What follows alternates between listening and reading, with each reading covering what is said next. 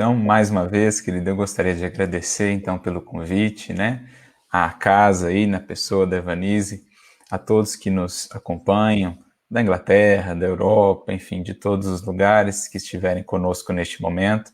Que bênção podemos ter essa oportunidade que os recursos da tecnologia nos permitem de, apesar das distâncias, podemos sentir mais propriamente o que são esses poderes do Espírito que Jesus já mencionava ao apóstolo Paulo lá atrás, né, essa possibilidade de nos conectarmos em comunhão de pensamentos, em sintonia de ideais, para juntos comungarmos das luzes do Consolador prometido, a nossa querida doutrina, e também do Evangelho do Cristo. Que ele possa nos abençoar, nos inspirar a todos, para que as reflexões que possamos trazer aqui, né, cada um de nós, enquanto aprendizes reunidos em busca de aprender e entender a ciência do infinito, que esses aprendizados, essas reflexões possam alcançar dentro de nós, no solo do nosso coração, um terreno fértil, um terreno que se faça aí trabalhado pela nossa meditação, pela nossa reflexão,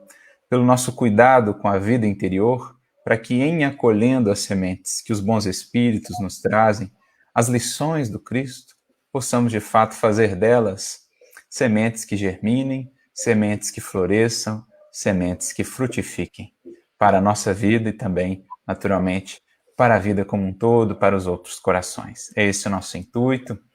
E gostaríamos, então, de aproveitar esse momento, essa tarde de reflexões, justamente para pensarmos esses momentos que temos vivido enquanto humanidade, enquanto coletividade terrestre, naturalmente olhando para essas circunstâncias do ponto de vista espírita, ou seja, aplicando as lentes do espiritismo para enxergarmos as circunstâncias que nos envolvem e fazermos delas uma leitura mais abrangente, uma leitura em sentido espiritual, porque certamente todos estamos sentindo o impacto na nossa vida aqui material dessas circunstâncias.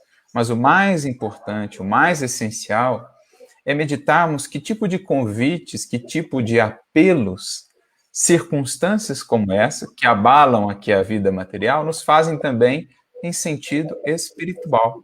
O que elas querem despertar em nós, aqui reflexões elas querem nos levar, essas circunstâncias.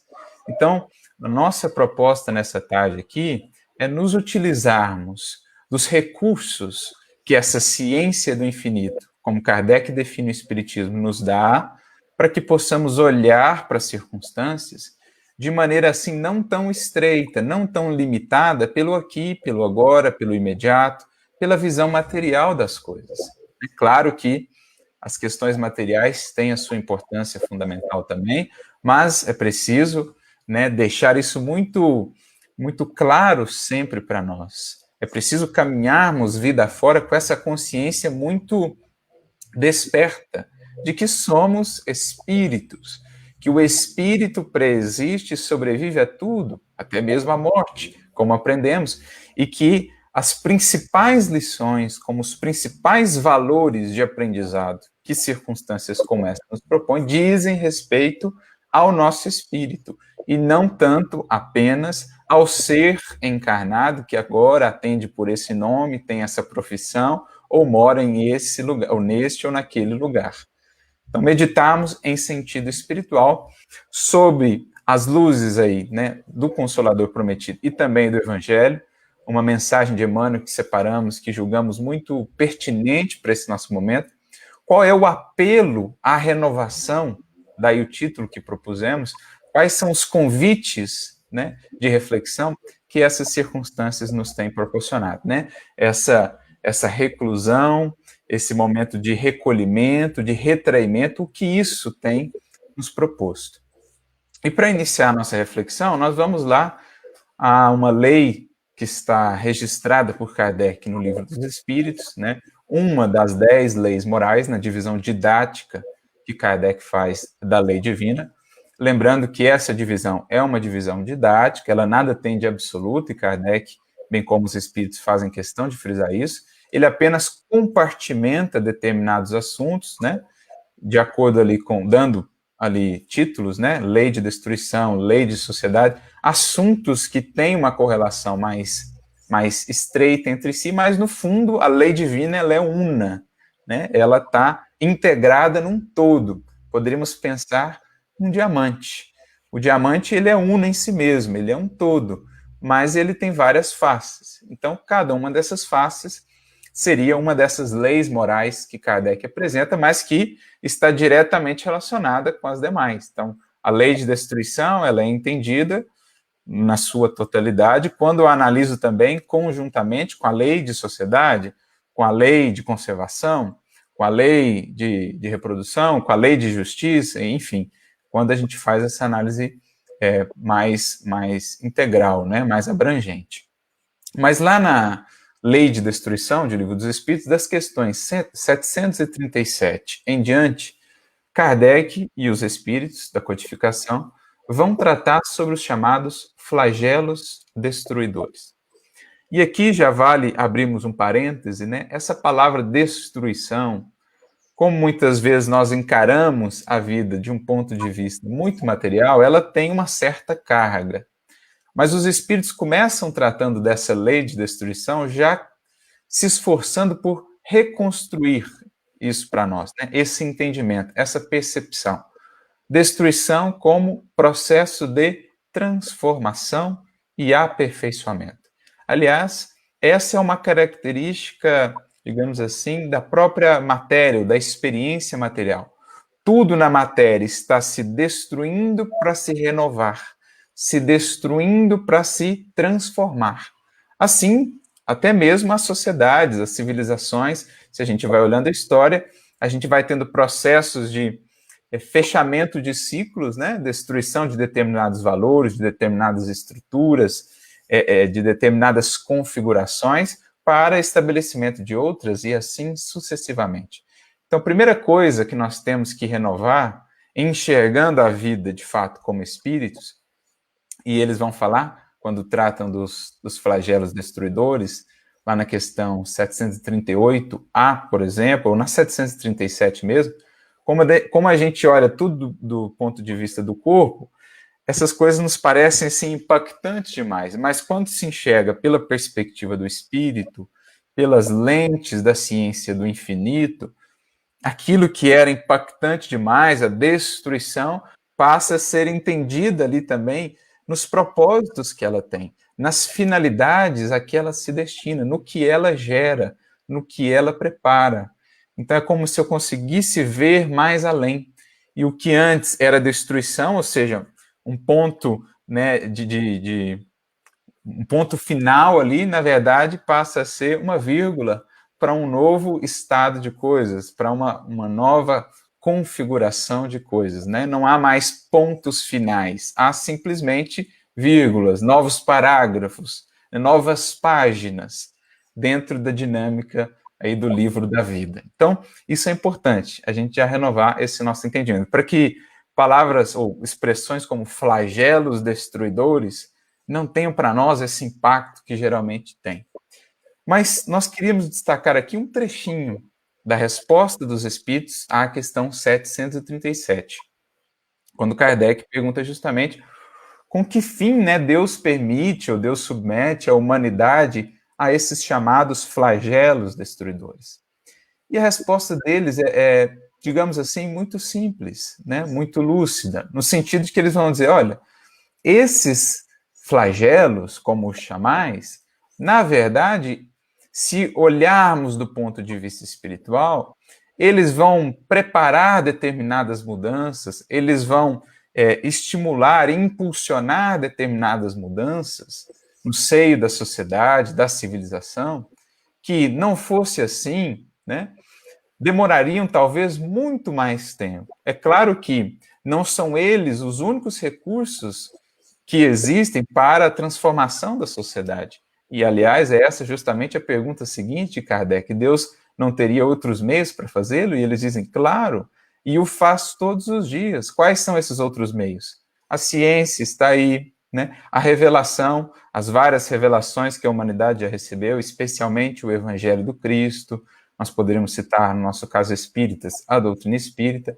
Tudo isso são recursos do alto que chegam para orientar, que chegam como que fermento, né, para estimular um novo progresso, um novo surto de desenvolvimento, um novo impulso evolutivo da humanidade, dos indivíduos e da humanidade como um todo. Então, há esses meios de instrução, há esses meios de evolução, de progresso. Acontece que, no entanto, né, muitas vezes a humanidade, ou nós enquanto indivíduos, vamos relutando em aplicar esses meios, e aí, pela própria negligência, pela vigilância, uma série de fatores, acabamos passando por experiências mais enérgicas, por experiências mais contundentes, que vêm apressar determinados processos. Então, é basicamente isso o que os espíritos vão nos dizer nessa questão 737, né?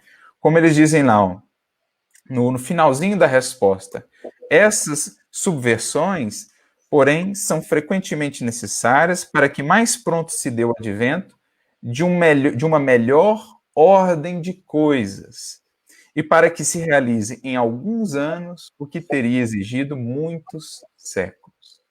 Então, o próprio Kardec vai falar muito disso, os espíritos ao longo da codificação, por exemplo, lá no capítulo 18 do livro A Gênese, como que depois de momentos difíceis da humanidade, né, de momentos desses flagelos, sejam guerras, sejam epidemias, sejam flagelos naturais, cataclismos, enfim, como que a humanidade teve surtos de progresso, né? Como que ela avançou em alguns anos, em alguns decênios, muito em termos de desenvolvimento, tanto desenvolvimento científico, tecnológico, como também de progressos e conquistas no âmbito moral.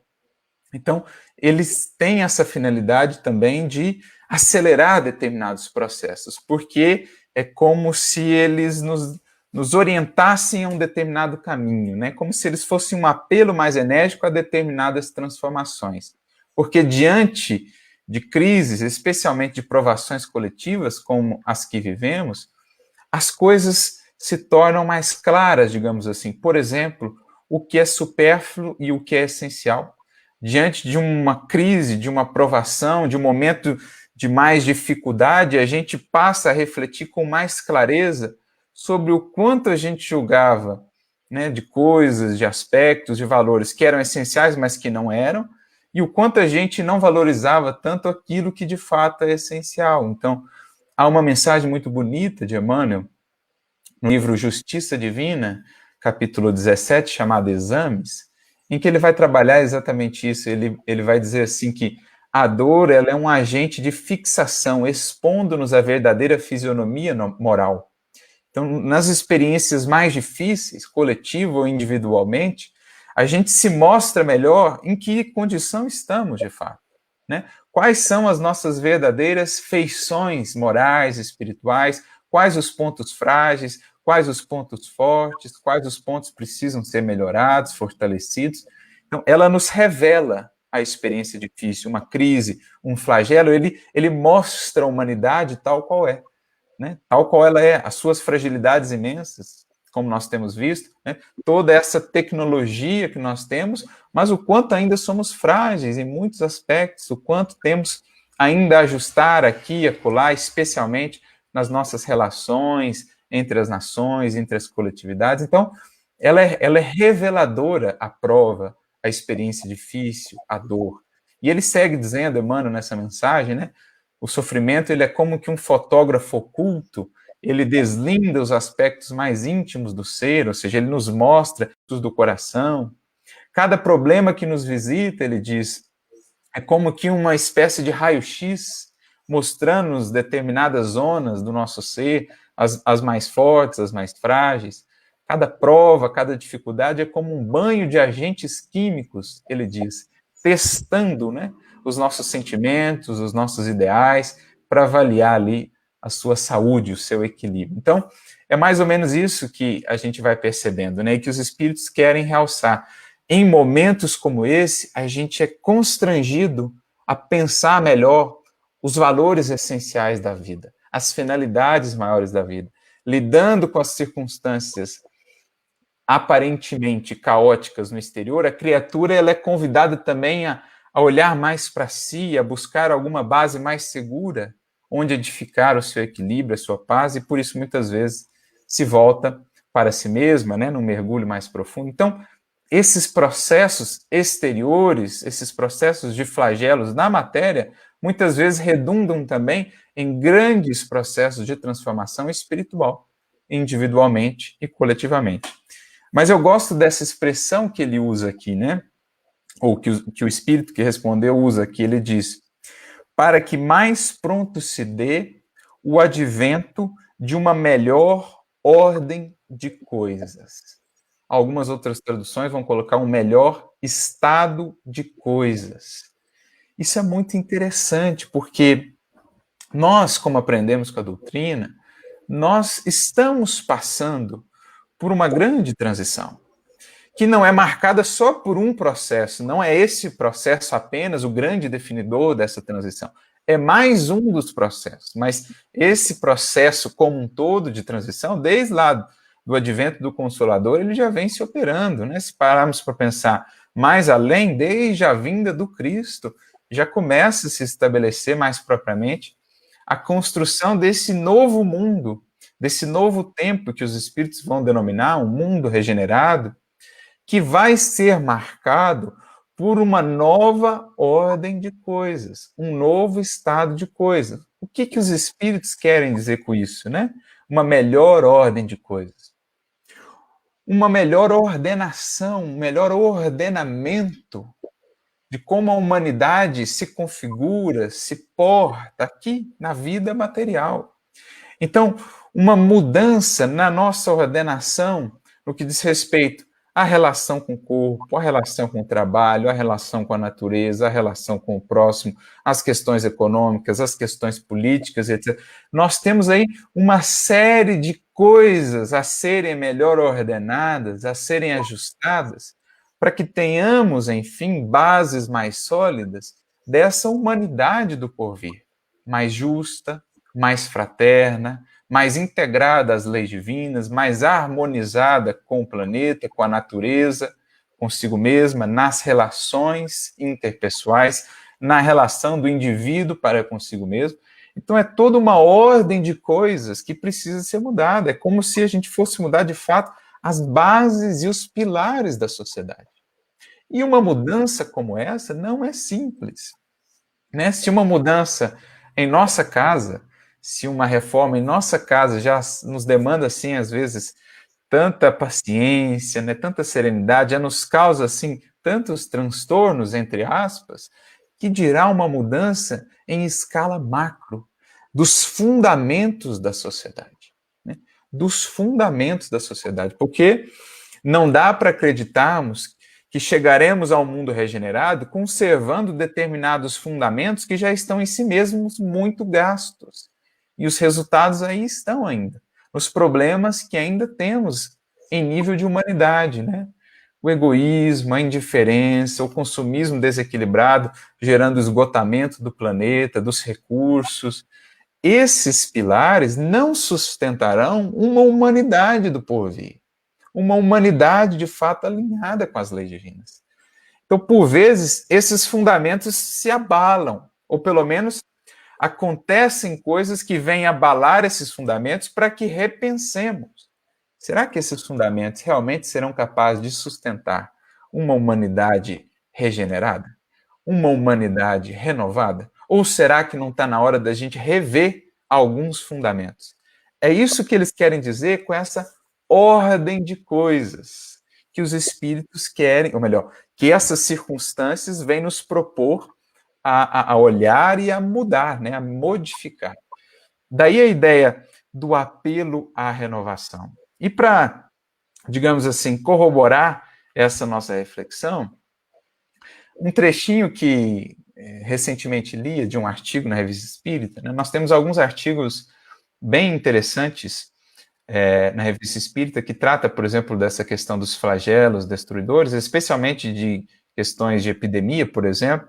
Nós temos um artigo muito interessante de Kardec, na Revista Espírita de novembro de 65, O Espiritismo e a Cólera, em que ele traz ponderações muito lúcidas sobre a relação, né, que deveríamos ter, nós espíritas, com essas circunstâncias, e ele acrescenta ali também uma mensagem de Dr. Demer a respeito da questão.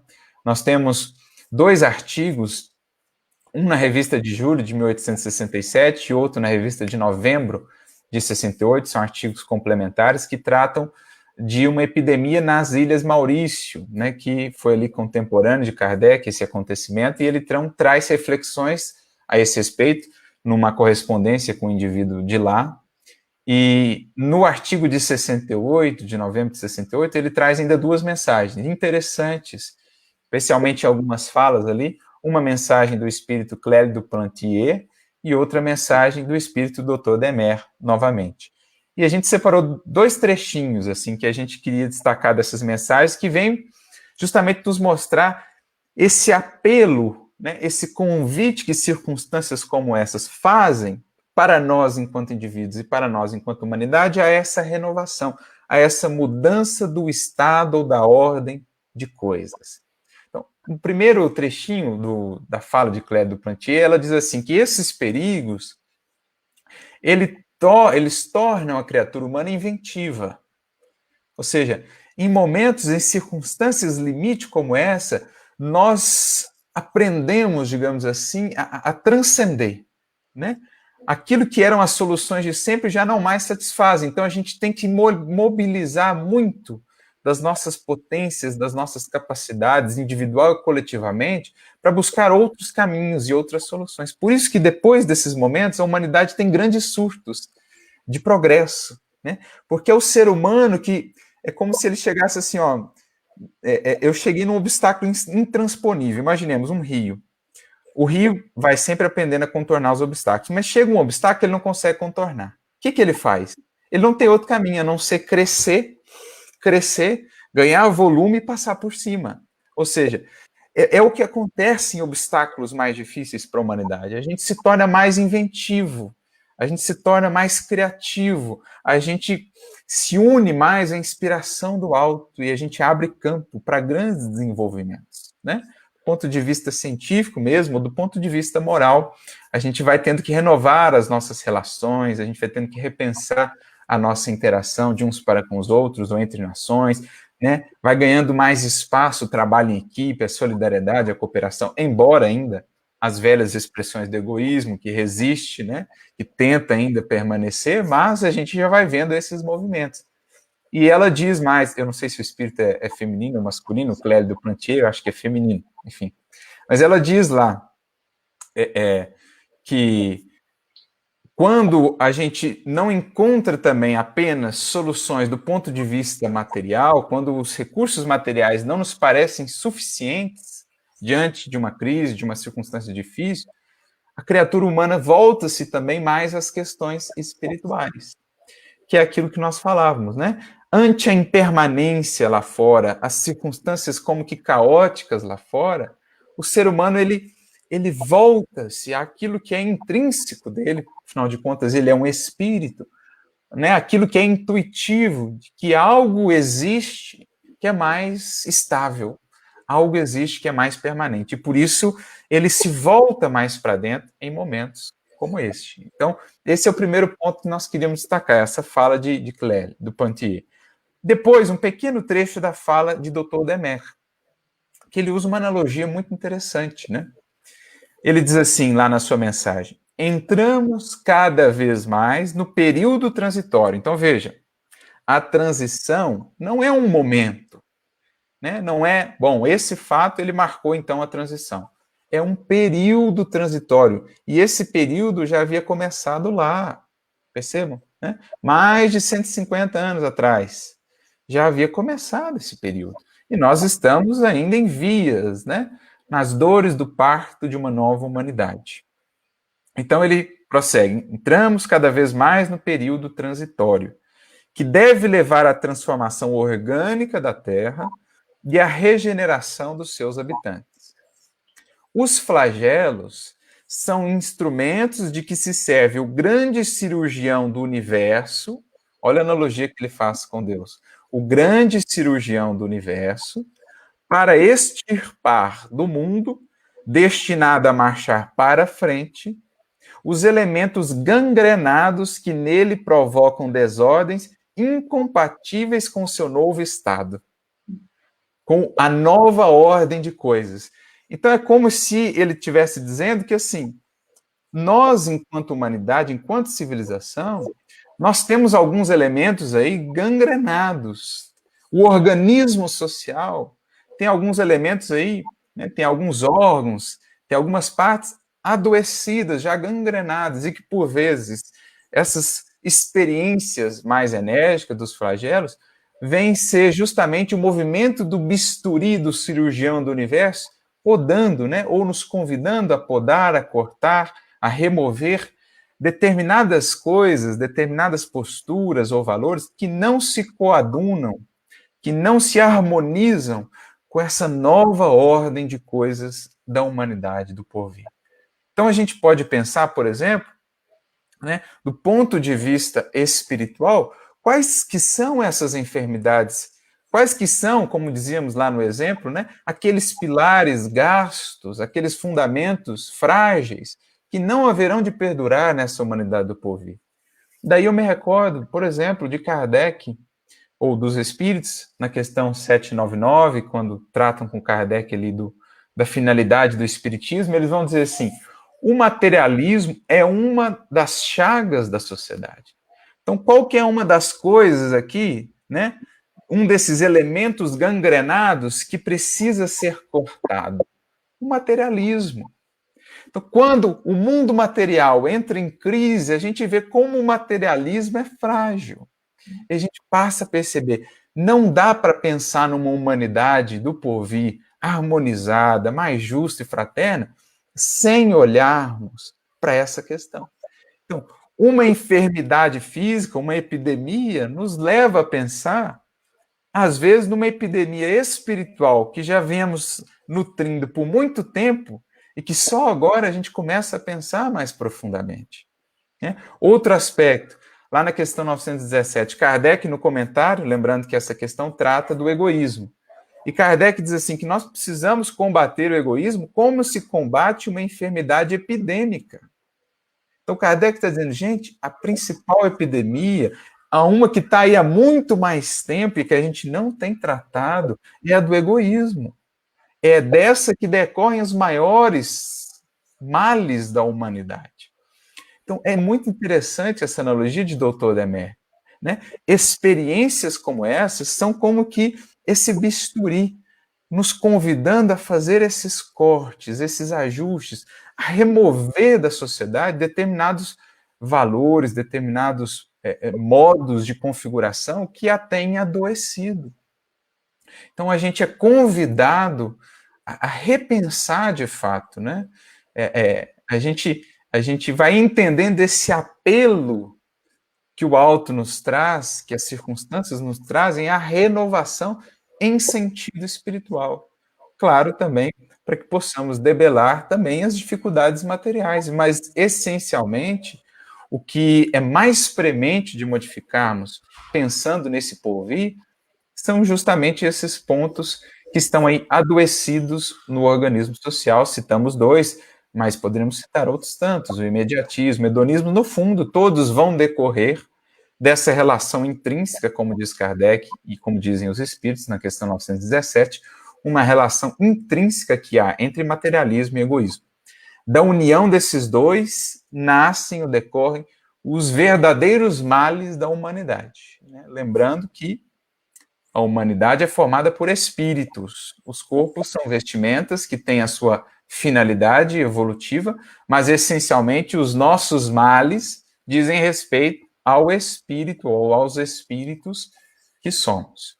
Então, a gente fez essa introdução trabalhando essa questão dos flagelos da perspectiva espírita, para a gente entender como que, por exemplo, um momento como esse, em que somos impelidos, em que somos convidados pelas próprias circunstâncias exteriores a estar mais retidos em nossa casa, mais retidos no lar, em que somos convidados a pisar no freio enquanto humanidade, parar para pensar e para refletir, como que esses momentos, na verdade, são um apelo do alto a repensarmos né? Como temos organizado, como está o organismo social e como ou quais valores queremos levar ou manter para esse novo estado, essa nova ordem de coisas. E é a partir daí que nós fazemos um link, né, com uma fala de Emmanuel, numa mensagem comentando uma passagem do Evangelho, uma fala de Jesus, uma mensagem muito interessante de Emmanuel,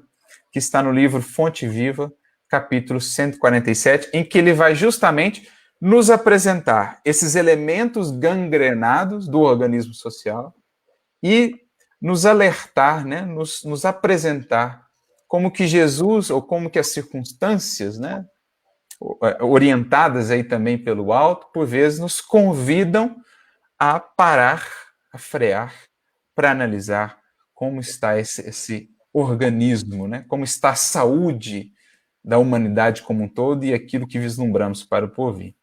Tem alguma pergunta aí por enquanto? Alguma coisa, querido?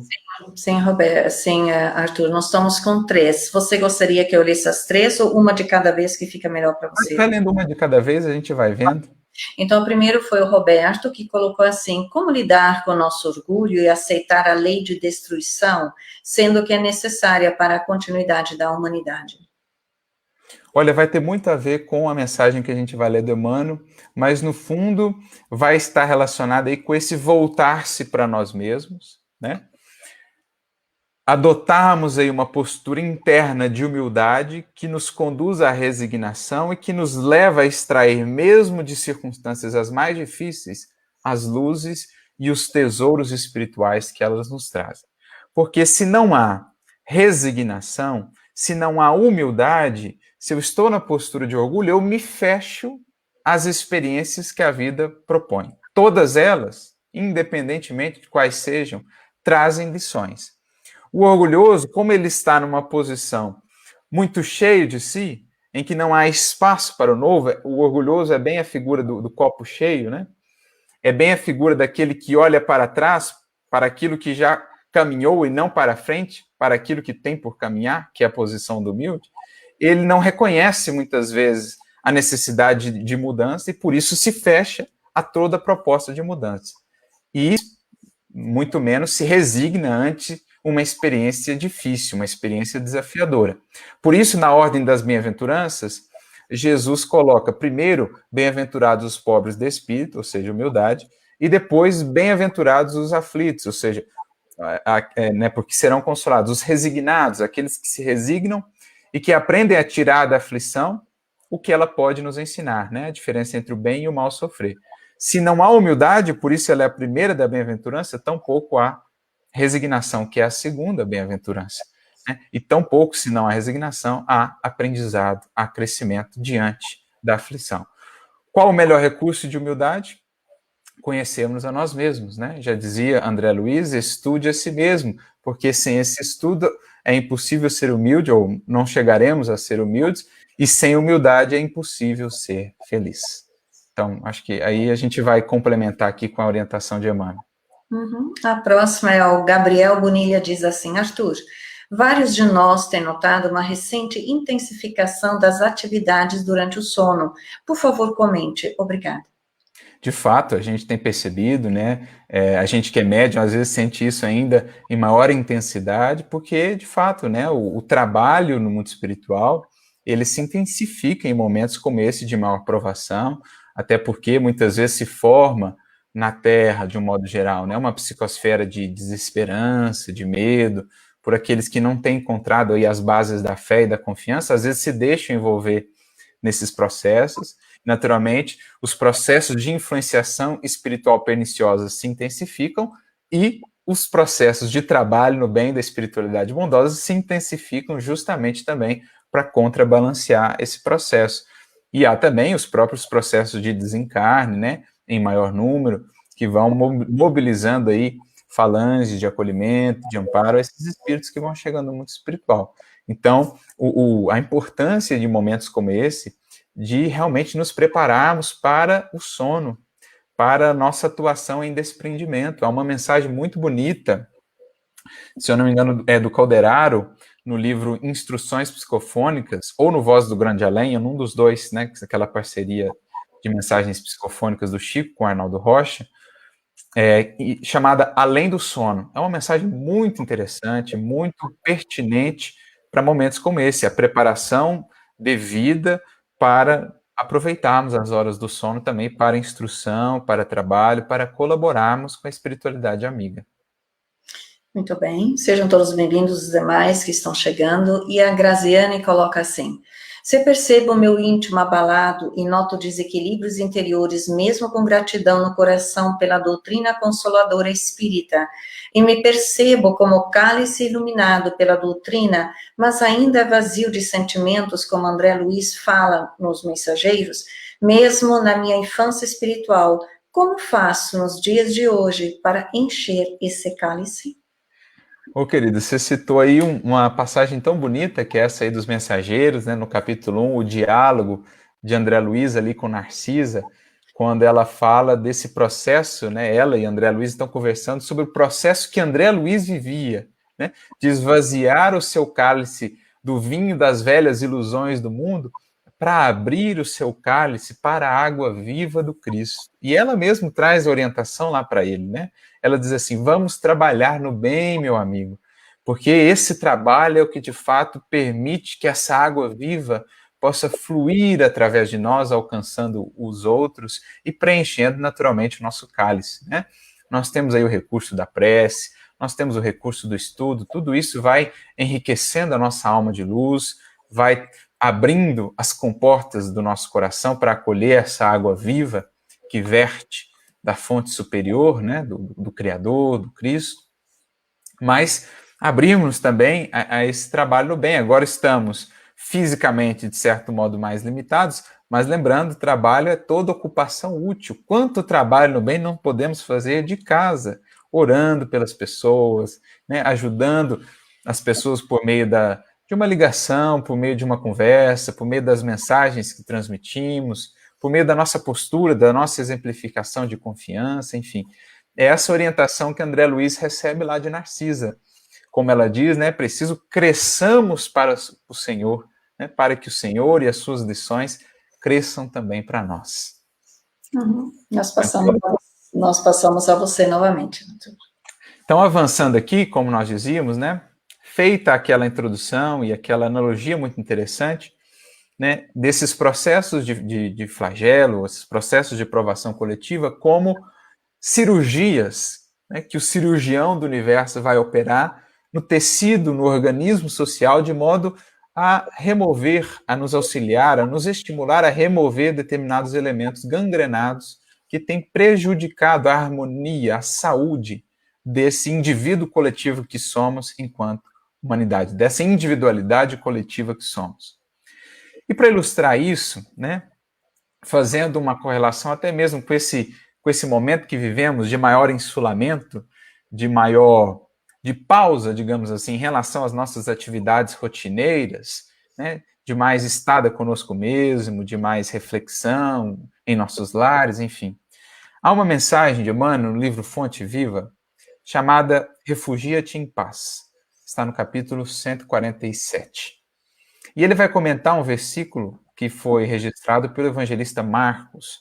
Marcos 6,31 é uma fala de Jesus aos discípulos. Emmanuel ele pega só a frase final do versículo, mas o versículo é maior. O versículo diz mais ou menos assim, né? Jesus voltando-se aos seus discípulos e dizendo eles assim: vinde vós aqui à parte, a um lugar deserto e repousai um pouco. Aí a frase que ele coloca aqui, né? O restante do versículo. Porque havia muitos que iam e vinham e não tinham tempo para comer. Olha o versículo que Emmanuel seleciona. É um versículo que trata ali da relação de Jesus com os discípulos, né? Com aqueles ali que o seguiam. Eles estavam ali muito atarefados, né? No ir e no vir, e Jesus então fala assim: vem aqui a um lugar à parte. Ou seja, pausa um pouco aí, para um pouco aí e vamos pensar um pouco, né? Vamos meditar um pouco. Então, o convite de Jesus aos discípulos daquele tempo, aqueles que o seguiam aquele tempo, para pausarem. Mas a gente pode, e é o que Emmanuel vai fazer aqui, transcender essa fala do Cristo e pensá-la em escala mais global, mais universal e mesmo perfeitamente aplicável ao nosso tempo. Porque o que nós estamos vivendo, senão esse convite à pausa, senão esse convite feito à humanidade, muito atarefada nesse ir e vir, nessa loucura, esse convite fala assim: vinde vós aqui à parte, parai um pouco, repousai um pouco, ou seja, refletir um pouco. Olha a abordagem que Emmanuel vai trazer. Exatamente isso, né? Ele vai pegar este versículo e vai aplicar à humanidade moderna. Claro que ele está fazendo aqui ao seu tempo, mas isso vale para nós. As características que ele vai ressaltar aqui do tempo em que ele escrevia a mensagem, poderíamos dizer que elas se intensificaram em nosso tempo.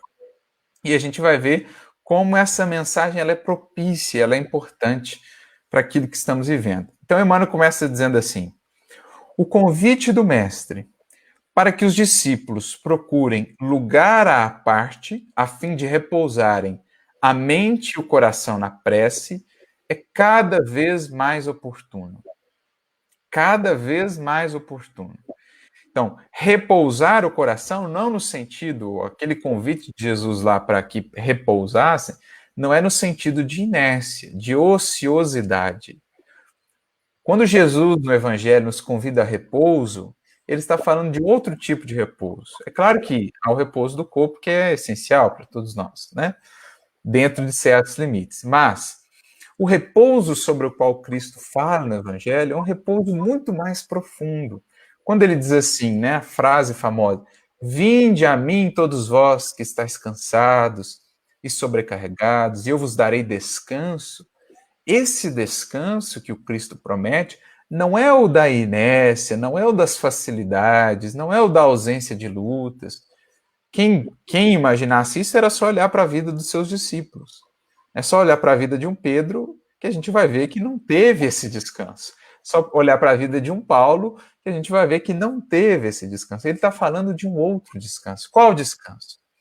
O descanso da consciência pacificada, da consciência tranquila, da consciência que repousa na paz, na harmonia, pelo correto cumprimento dos seus deveres, né? Os deveres conscienciais, da consciência que repousa na prece, numa comunhão mais profunda com o Mestre, com o Divino, né? Com o Criador. Esse é o repouso que o Cristo nos convida a buscar, porque esse é o mais importante. Se a gente, por exemplo, né, se a gente cumpriu os deveres no dia, fez tudo que estava ao nosso alcance, né, realizamos ali, a nossa consciência está tranquila, quando a gente vai para o repouso físico, às vezes a gente dorme muito menos em termos de horas, mas acorda muito mais refeito. Por quê? Espiritualmente nós estávamos bem. Às vezes, o oposto, né? Aquele dia que você fugiu aos deveres, não fez as coisas direito, ficou na preguiça e tudo mais, você vai descansar o corpo, você dorme horas e horas, mas acorda cansado, acorda esgotado. Por quê? Porque esse repouso do espírito e da consciência, ele torna até o repouso do corpo muito mais produtivo. Você precisa de muito menos tempo para refazer-se. Por quê? Porque a sua consciência, o espírito que você é, ele já está bem. É isso que explica esses grandes tarefeiros. Você vê, um Chico dormia 3, 4 horas por noite, no outro dia estava lá ativo, né, realizando, operando, apesar de todas as dificuldades de saúde que ele tinha, né, problemas físicos que ele tinha, mas aquela energia, aquele vigor, um Eurípides Barçanufo, por exemplo, dormia 3, 4 horas. Mas esses espíritos, eles repousavam internamente em Cristo. A sua consciência, os seus pensamentos estavam de tal modo harmonizados que eles não exauriam, digamos assim, as suas energias. Né? Emmanuel mesmo vai dizer que o bem revigora sempre, o mal é que extenua o espírito. Então, o que nos consome? O que de fato nos cansa? As parcelas de mal, ou seja, de sombra, de desvio da lei divina e da consciência que ainda existem em nós. Isso é o que nos cansa de fato. Agora, esses espíritos nobres, né, a gente vê no mundo espiritual, que não tem mais as limitações do corpo, alguns espíritos ainda descansam lá, né? Mas você vai vendo aqueles espíritos superiores, o governador, por exemplo, de nosso lar, a ministra veneranda, eles não descansavam mais. Né? Para eles, não existe mais cansaço, porque eles já entraram nessa dinâmica. E é mais ou menos isso a finalidade do Evangelho. Né? A finalidade última do Evangelho é criar, é estabelecer entre a criatura e o Criador um tal nível de comunhão, de intimidade, né? De conexão, que a criatura consiga constantemente repousar em Deus, repousar na paz divina. É o que Leon Denis vai dizer: chegados a esses cumes, todo o pensamento da criatura é uma prece. Ele vive em estado de prece constante, porque ele está pensando no bem, ele está concebendo o bem. Então, olha que interessante, né? Ele prossegue dizendo: todas as estradas terrestres estão cheias dos que vão e vêm, atormentados pelos interesses imediatistas, sem encontrarem tempo para a recepção de alimento espiritual. Olha como é que é o versículo. Haviam muitos que iam e vinham, não tinham tempo para comer. O evangelista estava se referindo ali aos discípulos que estavam muito atarefados, mas Emmanuel pega o sentido espiritual e diz assim: o mundo moderno é o reflexo disso. As criaturas indo e vindo daqui para lá, né, nesse movimento louco, mas sem tempo para parar, para conectarem-se consigo mesmas em processos mais profundos de conhecimento de si mesmas, de interação com o divino, de interação com os benfeitores espirituais e para se nutrirem do pão da alma. Não é esse o reflexo do nosso mundo, nessa loucura que a gente vinha vivendo, né? Daqui para lá, em busca dos interesses imediatistas, muitos de nós, até com uma busca espiritual, mas mais pro forma do que efetivamente transformadora, né? A busca espiritual que se resume àquela hora na semana e é só isso. Eu vou lá, cumpri, voltei para o mesmo modus operandi. Muitos de nós estamos nesse processo, indo e vindo, mas sem tempo para comer. Então nós vivemos um tempo de anemia espiritual, né? De fragilidade espiritual, com o tanto que nós já recebemos do Evangelho e da ciência do infinito, o Espiritismo. Nós temos alimento aí para nos fortalecer para provas assim, né? E muitas vezes nós nos vemos ainda tão frágeis. Aí fica a reflexão, o apelo à reflexão, né? Nesse momento. Jesus nos chamando: vinde vós aqui à parte. O que tem sido feito desse alimento? Vocês estão parando de fato para digerir esse alimento? O quanto nós temos recebido do Evangelho e da doutrina? Ou, em termos de humanidade, né, tantas revelações que a humanidade recebeu em todos os tempos, em todas as culturas, em todos os povos, nós tivemos emissários do alto que trouxeram os recursos espirituais para que se fortalecessem. Mas, no entanto, nós estamos ainda, embora muitas vezes espiritualistas, numa vida tão materializada, que no momento em que somos chamados a utilizar os recursos espirituais, nós percebemos o quanto não temos nos nutrido deles de fato. O quanto estamos anêmicos, frágeis, né, fragilizados em sentido espiritual. É o que Emmanuel está dizendo. Então, olha que pensamento, né, de Emmanuel, de fazer a transposição desse versículo para mostrar a humanidade do nosso tempo. Ele prossegue dizendo: inúmeras pessoas atravessam a senda, famintas de ouro, e voltam carregadas de desilusões. Fazem da vida uma corrida pelos recursos materiais e depois voltam com o peso, com os fardos dolorosos das desilusões. Outras, muitas, correm as aventuras, sedentas de novidade emocional, e regressam com o tédio destruidor. Ou seja, a criatura faz da vida dela na matéria única e exclusivamente satisfação do sensorial, satisfação do sentido, e depois ela volta com a amargura de uma falta de sentido existencial. Por quê? Porque ela se desconectou do espírito, ela se desconectou dela mesma, ela se reduziu à experiência de um corpo, e ela não é um corpo. É como se ela tivesse apartada de si mesma. O resultado disso é tédio, é desânimo. Né? A palavra desânimo é muito interessante. Ânimo vem de ânima, de alma, Desânimo é quando a gente se afastou do cultivo da nossa alma. Quando falta essa conexão, a gente cai nesses estados de tédio, de desânimo, que é o que Emmanuel está dizendo. Quantas e quantas criaturas não estão nesse processo?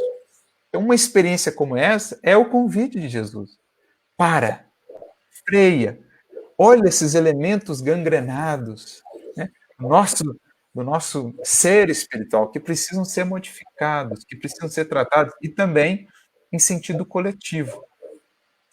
Nunca houve, no mundo, tantos templos de pedra como agora para as manifestações de religiosidade, e jamais apareceu tamanho volume de desencanto nas almas. Nunca teve tanto templo, tanta religião na Terra, mas também um volume tremendo de desencanto, que está aí manifesto nos níveis alarmantes de suicídio, de depressão, de transtorno de toda sorte. Por quê?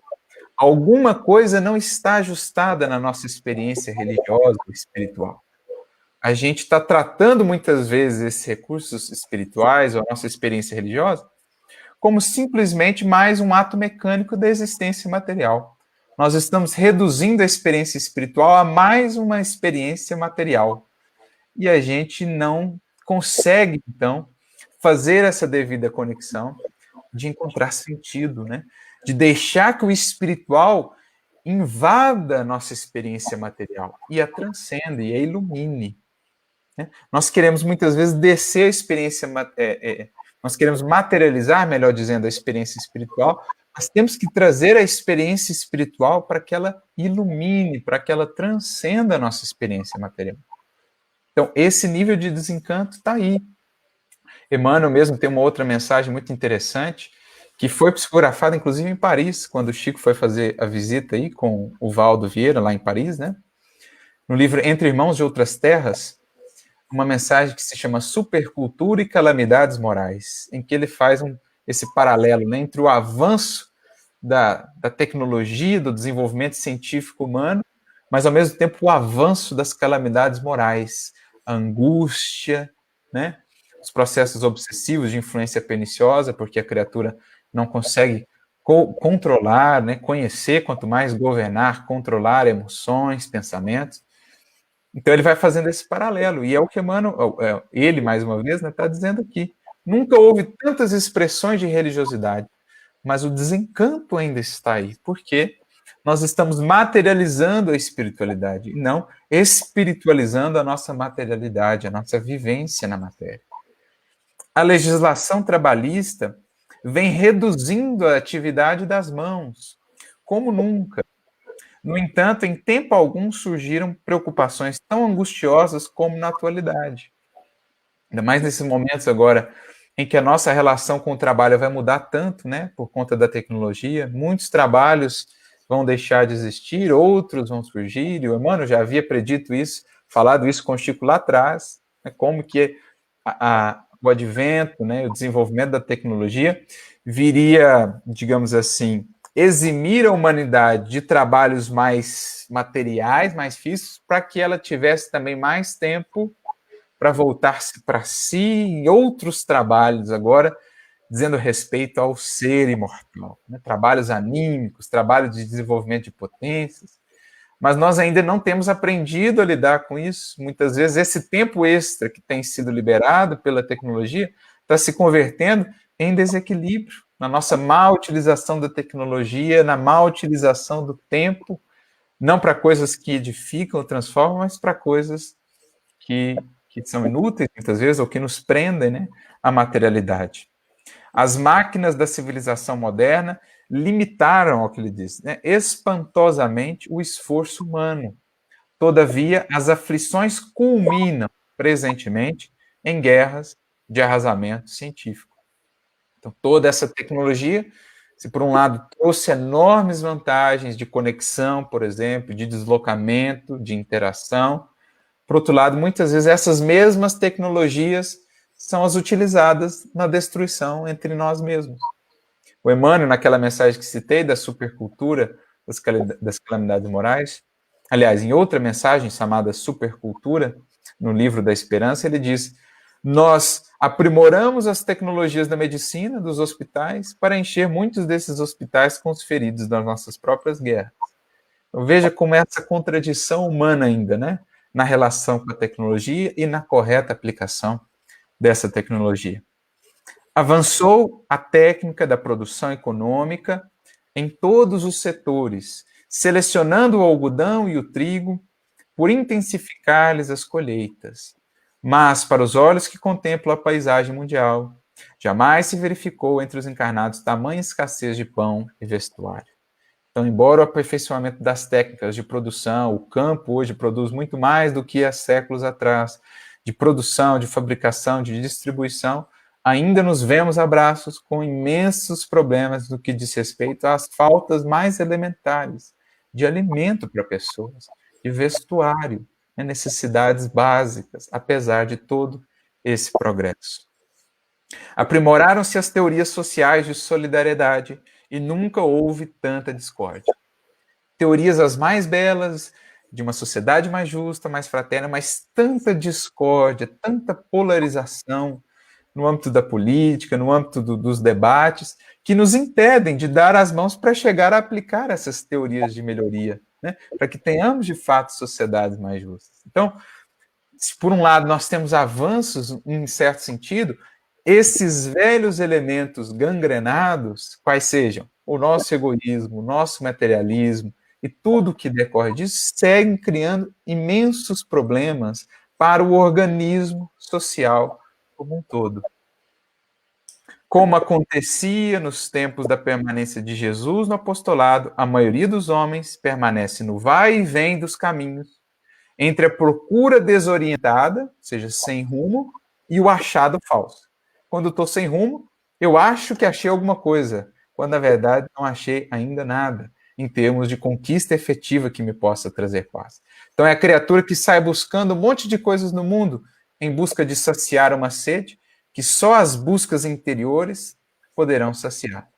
Lembra Jesus falando com a mulher samaritana: enquanto buscares da água desses poços, essa água parada do mundo, terás sede, mas quando beberes da água que eu lhe der, que se tornará em ti uma fonte a jorrar, de dentro para fora, então nunca mais terás sede. Então as criaturas desorientadas, né, na procura desorientada e o achado falso, entre a mocidade leviana e a velhice desiludida. Então, os excessos da mocidade, depois os arrependimentos, as amarguras, lá no final da existência. Entre a saúde menosprezada, então, utilizar o vigor do corpo para prejudicar o próprio corpo e a própria saúde, e a moléstia sem proveito. Então, muitas vezes o indivíduo prejudica-se a si mesmo, né? Menospreza a saúde, recebe a moléstia como convite de reflexão, de aprendizado, mas se revolta, se rebela e não aprende com a moléstia. Então, a moléstia sem proveito. Entre a encarnação perdida e a desencarnação em desespero.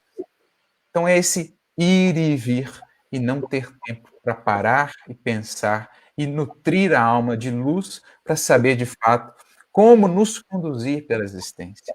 Como fazer da existência um degrau ascensional, para que não fiquemos na encarnação perdida ou na desencarnação em desespero, para que não façamos da mocidade leviana, nem da velhice desiludida, para que não tenhamos a saúde menosprezada, nem a moléstia sem proveito, e para que não estejamos na procura desorientada e nos achados falsos, para que possamos, de fato, enriquecermos na experiência física em valores de eternidade. Por isso ele prossegue: ó meu amigo, e aqui ele se volta a cada um de nós, diretamente. Se adotaste efetivamente o aprendizado com o Divino Mestre, retira-te a um lugar à parte e cultiva os interesses da tua alma. Então, olha que interessante isso, porque esse convite, ele sempre esteve aí. Mas quando nós, enquanto indivíduos ou enquanto humanidade, relutamos muito em aceitar o convite, chega um apelo. Então, as circunstâncias exteriores mesmo nos colocam num lugar à parte, nos colocam mais restritos. Seja numa enfermidade que nos leva à cama, seja num revés financeiro que nos leva a determinadas circunstâncias mais difíceis, seja pela partida de um ente querido que nos leva a um processo mais de solidão, de introspecção, né? Existem os convites, mas quando os convites são muitas vezes postergados, chegam apelos mais diretos, mais enérgicos do alto, para que a gente busque esse lugar à parte e para que a gente desperte para a importância de cultivar os interesses da alma, nutrir a alma de luz para ganhar discernimento no agir e no proceder. É possível, prossegue ele, que não encontres o jardim exterior que facilite a meditação, nem algum pedaço de natureza física onde repouses do cansaço material. Todavia, penetra o santuário dentro de ti mesmo. Agora nós encontramos, né, um recurso mais propício de reflexão nos nossos lares. Nós estamos como que num processo aí de recolhimento, né? Como antigamente a gente buscava, né, os mosteiros, os conventos, agora o nosso lar se converteu esse momento de maior pausa, de maior contemplação, de maior introspecção, porque essa é a dinâmica da vida, né? Como diz lá Eclesiastes, há tempo para toda coisa debaixo do sol. Há tempo de realização, há tempo de exteriorização e há tempo de introspecção, de interiorização. É como o movimento do próprio mar, maré alta, maré baixa, o próprio movimento de respiração, expirar e inspirar. Então, a vida agora nos convida a esse momento de inspiração, de consolidar raízes, de mergulhar mais fundo, nos fortalecendo para que depois voltemos a um outro momento de expiração, realização. Então, flagelos, provas coletivas são muitas vezes esses momentos de introspecção, interiorização, fortalecimento íntimo de bases, para que depois venhamos, enquanto humanidade e indivíduos, a um novo momento de realização, de aplicação.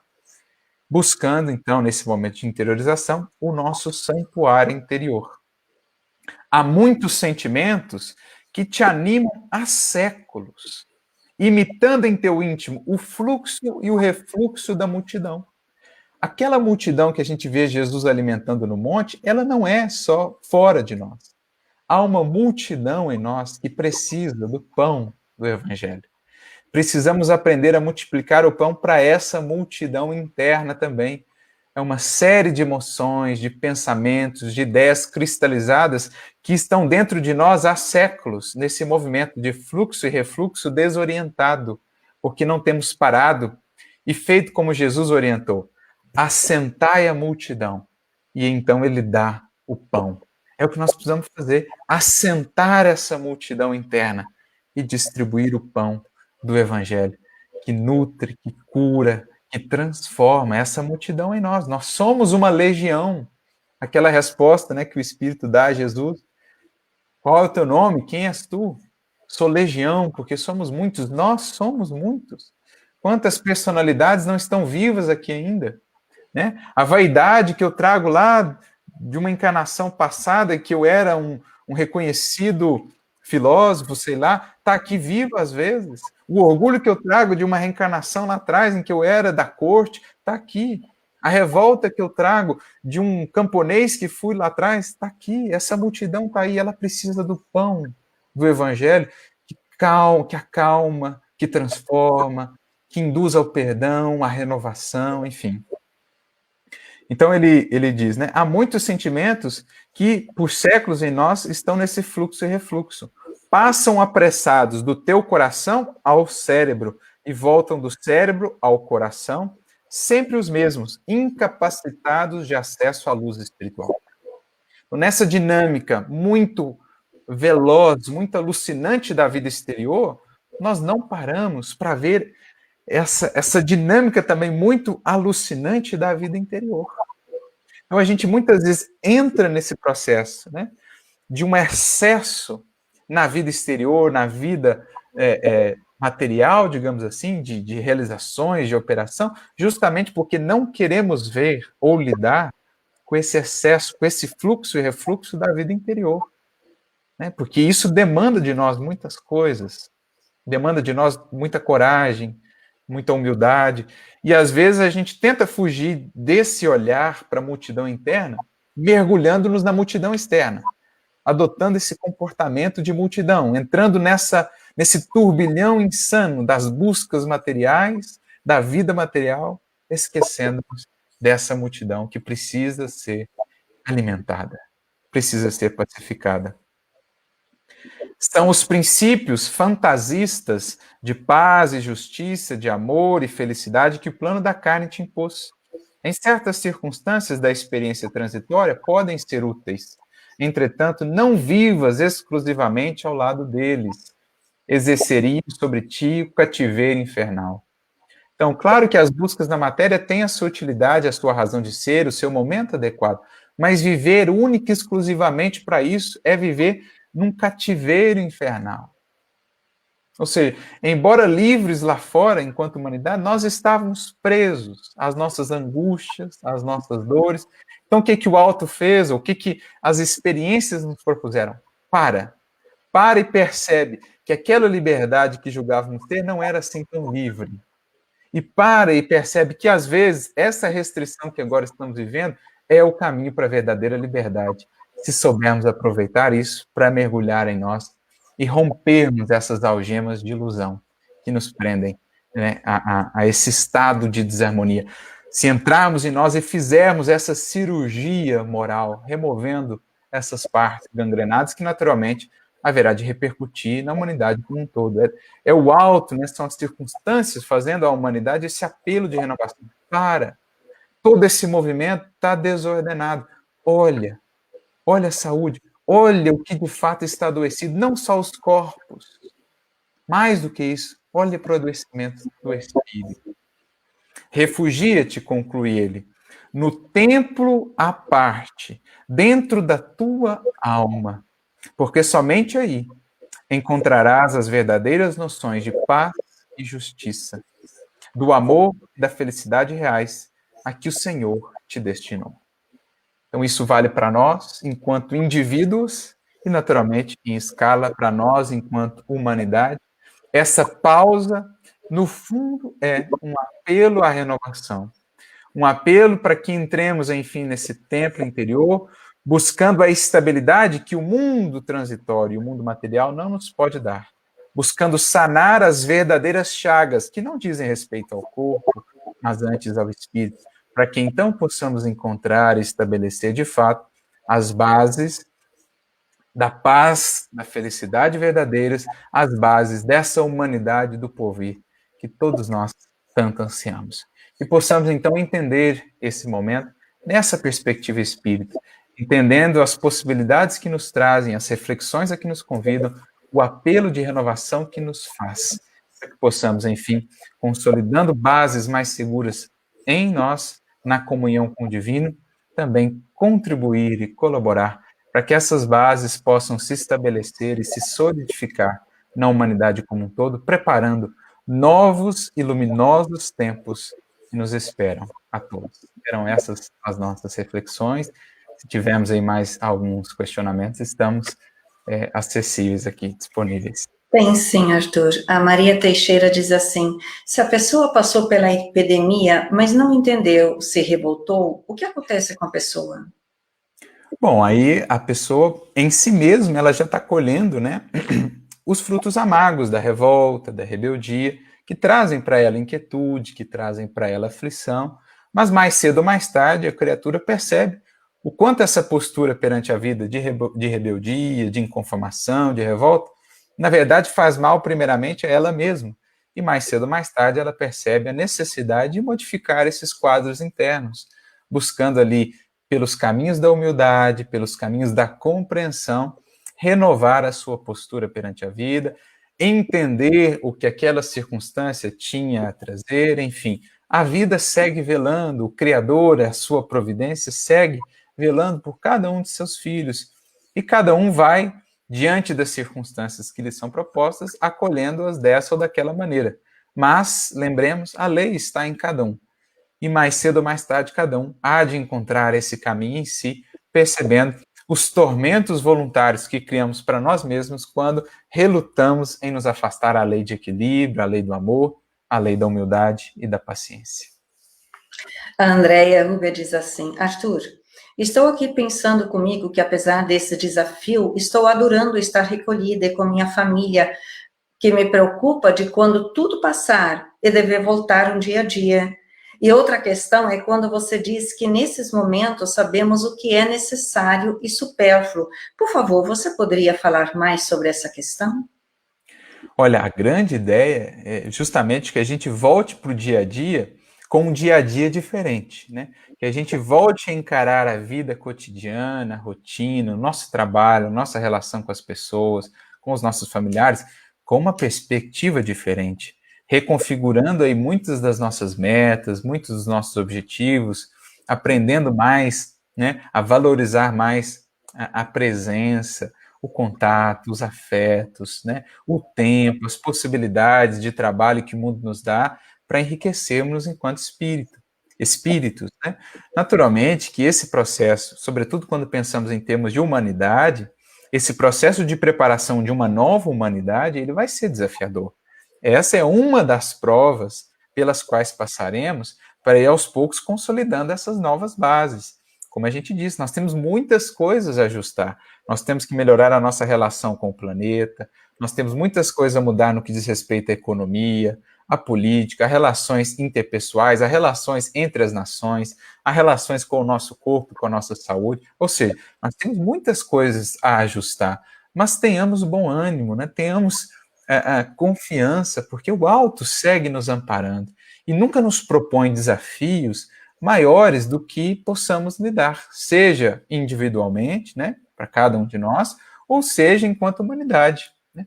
É preciso entendermos esse papel educativo, esse papel transformador das experiências difíceis. É como a sementinha. Se ela não está disposta a rasgar-se a si mesma, a suportar o peso da terra, ela não chega um dia a ser fruto, a ser árvore. Assim também nós, enquanto indivíduos de humanidade. Há esse esforço do rasgarmos-nos, né? Para sermos o que estamos destinados a ser. Mas é como as dores do parto, né? Depois que nasce a criança, a mãe nem lembra tanto mais das dores, porque a alegria do que vamos encontrar depois é tão grande, o bem-estar, a harmonia do que vamos encontrar depois das mudanças é tão grande, que o processo em si vai ficar lá embaixo, vai ficar diluído diante da magnificência do que encontramos. E a sua segunda pergunta, né? Você tratou da questão do supérfluo e do necessário.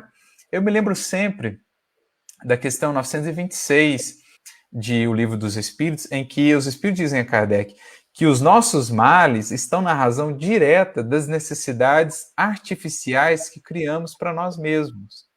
Então, quantas coisas a gente não julga que são essenciais para a nossa felicidade, para a nossa vida, e que no momento de crise a gente vê que não é.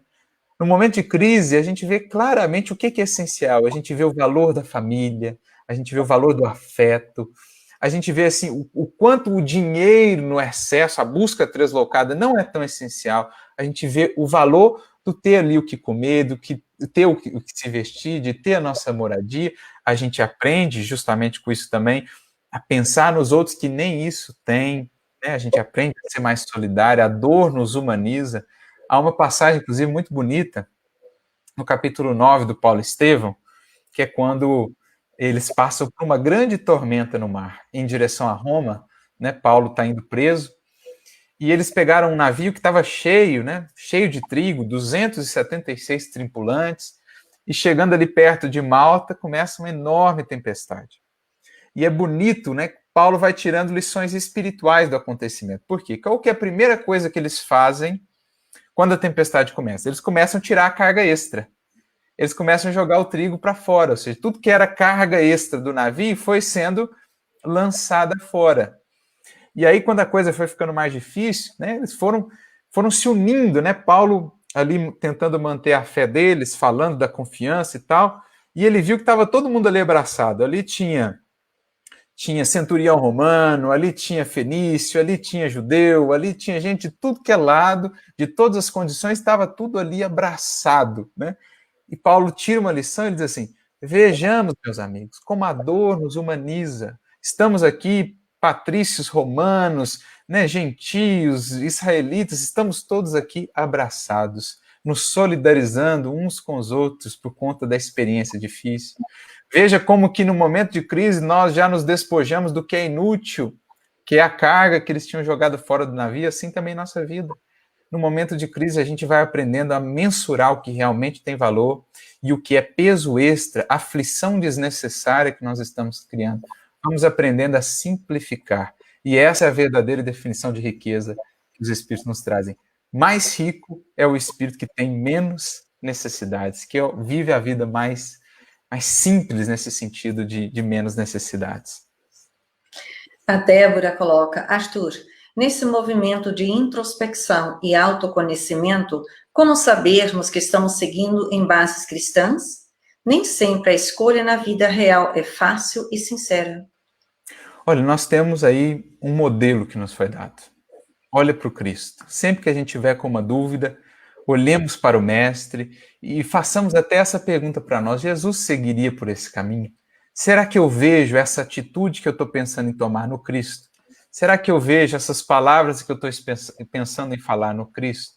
Ele é o modelo que nos foi dado, ele é o referencial que nos foi dado para analisar, de fato, todos os caminhos que venhamos a trilhar. Quanto mais intimidade tivermos com ele, né, com o Evangelho, com as suas lições, com o aspecto moral, quanto mais for sincera essa nossa busca, mais facilmente também os nossos espíritos saberão ou conseguirão, melhor dizendo, nos orientar, nos inspirar sobre as escolhas mais difíceis a serem tomadas, né? Aliás, é justamente isso o que Santo Agostinho fala lá no Livro dos Espíritos, né, na questão 919A, e ele diz assim, aquele que sinceramente estiver nessa busca, né, rogar a Deus e aos seus benfeitores que o amparem nesse processo de autoconhecimento e transformação, ele diz, né, creiam, esse amparo não lhes faltará jamais. Então, se há de nossa parte sincero desejo de acertar, tendo no Cristo o referencial, temos certeza que esse recurso, essa orientação, pelas vias mais sutis, uma inspiração, um conselho, um acontecimento, uma leitura, sempre chega no momento propício, como que nos abrindo aí horizontes, como que nos orientando os passos e os caminhos. E se há sinceridade de busca, mesmo que venhamos a tropeçar, né? O erro cometido no clima do acerto já é um meio acerto, já é um meio passo dado em busca de acertar, como nos diz André Luiz. Então, se há sinceramente essa busca pelo Cristo como referencial, a gente há de encontrar essas bases seguras por onde trilhar e conduzir os nossos pés. A Josi diz assim, eu também estou adorando o recolhimento em família, mas muitas vezes me sinto mal por estar feliz em casa. Acho que a felicidade que eu sinto é o meu egoísmo. Fico muito confusa sobre que posição devo ter em relação ao que está acontecendo no mundo. Pode esclarecer do que seria o certo sentir? Olha, na verdade é um misto, né? Claro que o estarmos ali junto com os nossos familiares, nesse processo de convivência mais estreita, nos traz uma alegria, nos traz uma felicidade. Mas, ao mesmo tempo, né, lembrarmos de olhar o entorno, de pensar naqueles que passam pela experiência que nós estamos vivendo com mais dificuldade, seja pelas questões econômicas que têm alcançado a muitos, as famílias enlutadas, aqueles que retornam, aqueles que estão enfermos, os profissionais da saúde, enfim. Lembrarmos desses e convertermos essa felicidade, essa alegria, esse amor que sentimos por estarmos ali com os nossos, fazemos disso manancial para irradiarmos para estes energias de amorosidade, que os possam sustentar, que os possam fortalecer. Então, na verdade, não há muito assim que escolher entre um e outro, entre sentir-se mal por aqueles que estão sofrendo ou sentir-se bem. Na verdade, essas duas coisas convivem conosco, né? Eu sempre gosto de dizer que a paz com Cristo ela é uma paz inquieta. Porque, ao mesmo tempo que a gente estabelece uma paz por essa relação mais profunda com o Mestre, de confiança, de fé, de esperança, tem ali a inquietude de ver o que ainda precisa ser ajustado no mundo. Quantas pessoas ainda sofrendo, quantas pessoas ainda em luta. Então, por isso que o cristão, ele vive sempre com esse espinhozinho. E é bom que ele esteja ali um pouquinho, né? Um espinhozinho na carne, como dizia o apóstolo Paulo, porque ele não nos permite estacionar. Porque se ficarmos ali também só pensando nos nossos, só ali recolhidos, insulados do mundo, das dores do mundo, a gente corre o risco de ficar realmente ali estacionados, né? Mas nos nutrir dessa felicidade, dessa alegria no lar, para termos mais compaixão ainda, mais bondade, mais ânimo para irradiar para os nossos irmãos e para amparar na medida do nosso possível, né? Seja com recursos materiais, seja com a prece, seja com mensagem, seja com uma conversa, enfim, ampararmos aqueles que estão passando por circunstâncias mais difíceis do que as nossas.